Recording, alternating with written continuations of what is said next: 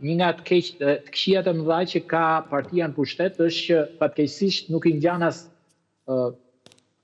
asaj partie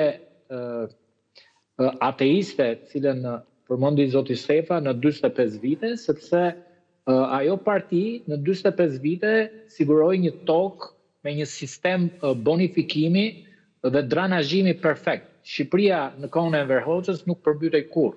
Kanë pasur mijëra kilometra kanalizime, ka pasur afro 3000 vepra hidroteknike, ka pasur 700 hidrovore apo bonifikime, dhe në këtë kontekst do të thoja që është një moment për të parë se sa pushteti qendror apo lokal jo vetëm